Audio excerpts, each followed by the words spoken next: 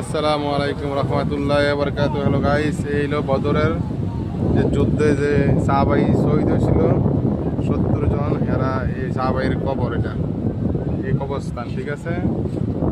এখানে যে ইসলামের আমাদের নবী করিম সাল্লাল্লাহু আলাইহি সাল্লাম 313 জন সাহাবাই নিয়ে আসছিল।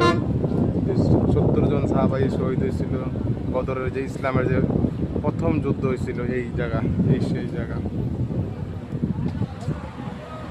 সেই জায়গা দেখেন।